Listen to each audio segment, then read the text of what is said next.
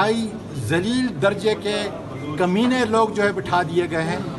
ہم انہیں کہتے ہیں کہ ابھی نہ جائیں، کچھ دن ٹھہر جائیں، موسم خوشگوار ہونے دیں، سازگار ہونے دیں.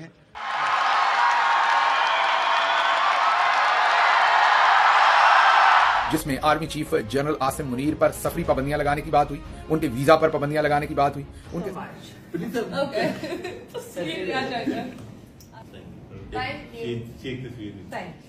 یقین کریں اسٹیبلشمنٹ اور چاہت فتح علی خان نے پاکستان کو ایک ہی طرح بدنام کیا ہے. ایک نے موسیقی کی ماں بہن ایک کر کے رکھ دی ہے اور دوسرے نے ملک کی. سینیٹر عرفان صدیقی صاحب کا فرمانا ہے کہ خان صاحب نے وزیر اعظم کو کہا یہ فلاں کے اردلی ہیں، وزیر اعظم کو گالی دی، ہم نے اس پر بھی احتجاج نہیں کیا. پی ٹی آئی کے مذاکرات ختم کرنے کے بعد عرفان صدیقی منتوں پر اتر آئے، کہا کہ مذاکرات دوبارہ شروع کیے جائیں، جبکہ اس جعلی بے اختیار دانشور کو معلوم نہیں کہ جمہوری مذاکرات میں ٹیبل پر اختیار ہونا ضروری ہوتا ہے. اگر جوڈیشل کمیشن بنانے کا حکومتی اختیار نہیں تو مذاکرات ختم کرنا جائز اقدام ہے. آج سے چند ہفتے قبل عرفان صدیقی نے مذاکرات سے قبل یہ شرط عائد کی تھی کہ پہلے عمران خان نے ہمارے متعلق جو چور کا بیانیہ شروع کیا تھا اس پر معافی مانگے، پھر مذاکرات ہوں گے. آج عمران خان نے مذاکرات ختم کرنے کا اعلان کر دیا تو وہی عرفان صدیقی کہہ رہا ہے اگرچہ عمران خان نے ہمارے وزیر اعظم کو اردلی کہہ کر گالی دی، لیکن پھر بھی ہم درخواست کرتے ہیں کہ عمران خان صاحب مذاکرات جاری رکھیں. چند ہفتوں میں پستی کا یہ سفر بذات خود ایک بہت بڑا سبق ہے.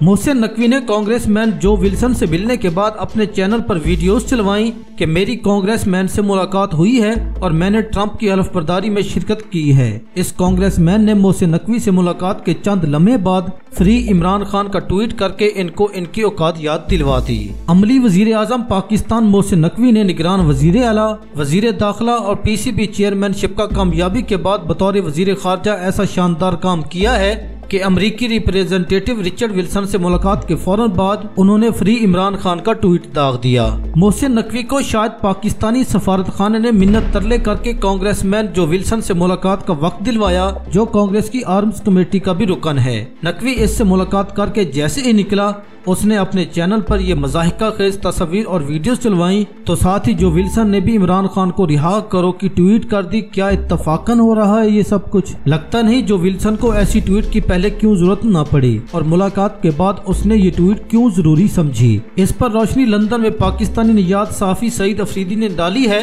ان کا کہنا ہے کہ اس وقت جنرل منیر امریکی انتظامیہ سے آپریشن رجیم چینج ریورس کرنے کے لیے 6 ماہ کی مدت مانگ رہا ہے. اس کی وجوہات یہ بتائی گئی ہیں کہ اس آئینی ترمیم کے ہوتے اگر عمران خان اقتدار میں آ گیا تو وہ ڈکٹیٹر بن جائے گا اور سب کا رگڑا پھیر کے رکھ دے گا.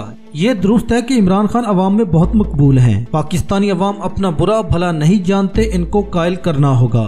جبکہ 26ویں آئینی ترمیم کا آمرانہ ہونا خود مان رہے ہیں، لیکن اپنے ڈکٹیٹر ہونے کے بجائے یحییٰ خان پارٹ 2 خود کو جمہوری اور جیل میں پڑے عمران خان کو ڈکٹیٹر کہہ رہا ہے، جس سے ٹرمپ خود مل چکا ہے اور اس کے مزاج کا واقف ہے. یہی وجہ ہے کہ ادھر محسن نقوی منت ترلوں کے بعد کسی کو اپنی بات سنانے کے قابل ہوتا ہے تو ادھر اس کے نکلتے ہی متعلقہ رکن کانگریس فوراً اپنا بیان ریکارڈ پر لانا ضروری سمجھتے ہیں کہ اس کی کیا رائے ہے. دیکھنا یہ ہے کہ ادھر دجال عرف یحییٰ خان پارٹ 2 اپنے لیے ٹرمپ سے کتنی مہلت لینے میں کامیاب ہوتا ہے. عمران خان نے مذاکرات کا دانہ ڈال کر بکھلاہٹ کے شکار جرنیلوں کو وقت کے جال میں پھنسایا اور 20 جنوری گزرتے ہی مذاکرات کے خاتمے کا اعلان کر دیا. ان مذاکرات سے کچھ نکلنا ہی نہیں تھا کیونکہ 9 مئی اور 26 نومبر ایسے واقعات ہیں جن میں جرنیل بہت بری طرح پھنسے ہوئے ہیں اور ان پہ انکوائری کمیشن کے مطالبے کو انہوں نے تسلیم نہیں کرنا تھا. اس مقصد کے لیے کچھ لوگوں کی قربانی دینی پڑنی تھی اور اس میں ایک مرکزی ملزم پھنس چکا ہے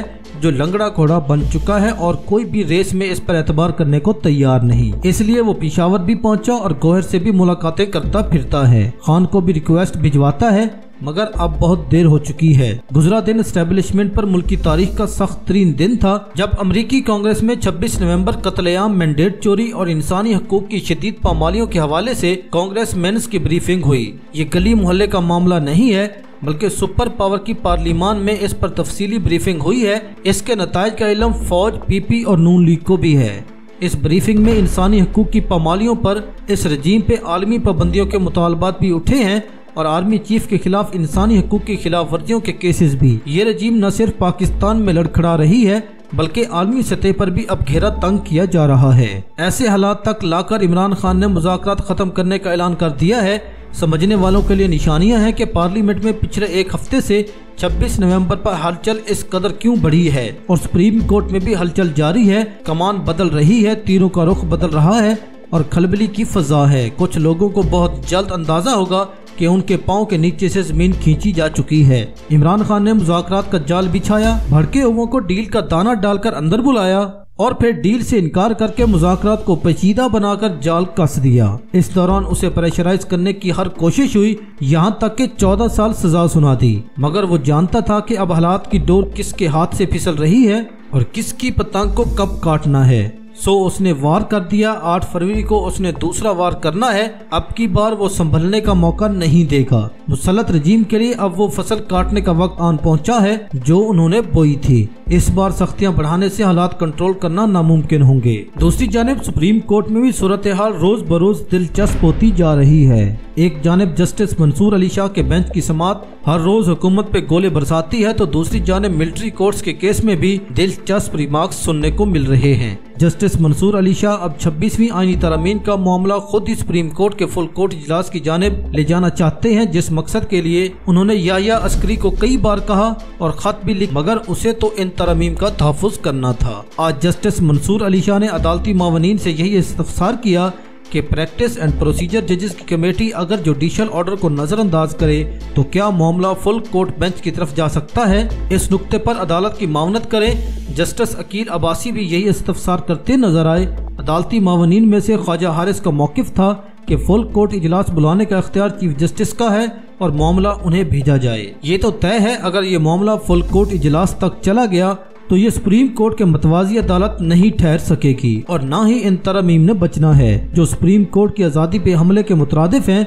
जस्टिस मंसूर अली शाह ने तो आज बड़े दिलचस्प रिमार्क्स दिए कि हम तो यहाँ गपशप करने के लिए आते हैं, असली बेंचेस तो आपके आईनी बेंचेस हैं। जस्टिस मंसूर अली शाह ने तो आज ये रिमार्क्स भी दिए कि जस्टिस याहिया अफरीदी और जस्टिस अमीनुद्दीन पर मुश्तमिल 2 रुकनी जजेस कमेटी ने बातियों नजर में जुडिशल ऑर्डर को नजरअंदाज किया है। इस अहम नुक्ते पर भी अदालती मावनीन से इस्तफसार करते हुए नजर आए कि दुनिया में कहीं होता है कि एग्जीक्यूटिव सुप्रीम कोर्ट के बेंचेस बनाए। इसी तरह जजेस की इंतजामी कमेटी के पीछे छुपने की कोशिश पर भी जस्टिस मंसूर अली शाह के सवालात बड़े वाज़े हैं। वो कहते दिखाई दे रहे हैं, क्या इंतजामी कमेटी जुडिशल ऑर्डर के दुरुस्त होने का जायजा ले सकती है? अगर हमारा 16 जनवरी का ऑर्डर गलत है तो क्या जुडिशल फॉर्म पर ही चैलेंज नहीं होगा?